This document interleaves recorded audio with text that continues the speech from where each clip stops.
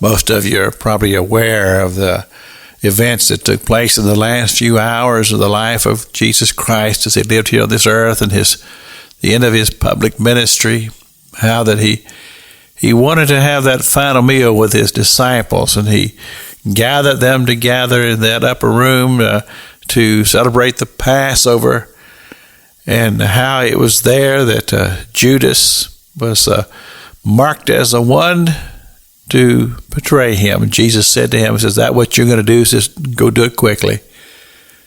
And then they left there. They went to the Garden of Gethsemane, and he took Peter, James, and John into the garden with him. And he told them, he says, "Stay here, watch and pray while I go into the garden." And he did. And he was there, and he was praying, and he came out, and he checked on them, and they were asleep.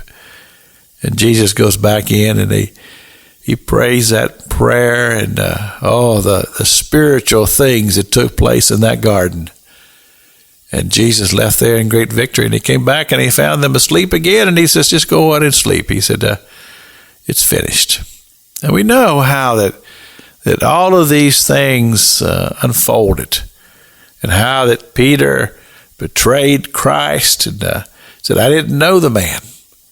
And then the court and trial, and then to the cross.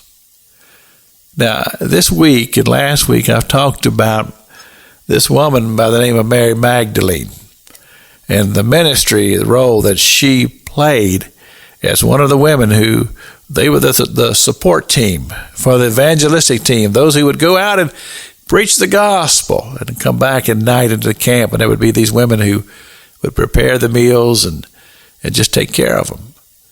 And this woman, Mary Magdalene, who had been cast out, had 7 devils cast out of her, had been healed of her infirmities as Jesus pronounced healing to her body, and she now devoted her life to following Jesus and being a part of his ministry. And now we go to the cross, and we don't know where all those disciples went. We know that John was there, and we know that the mother of Jesus was there, and along with her were others, including Mary Magdalene. And when the day progressed and Jesus hung there on that cross in agony, Mary Magdalene saw it all. She watched the whole thing.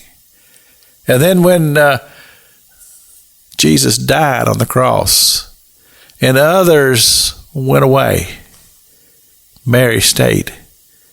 And as Joseph of Arimathea went and begged the body of Christ and then went to the cross and took him down, Mary Magdalene stayed.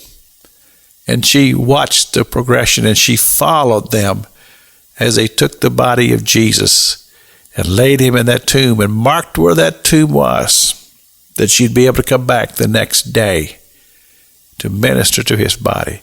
This woman who had been healed of 7 devils, who society would say she's a throwaway. What a tremendous testimony. This is Pastor Jack King with the gospel on the radio broadcast.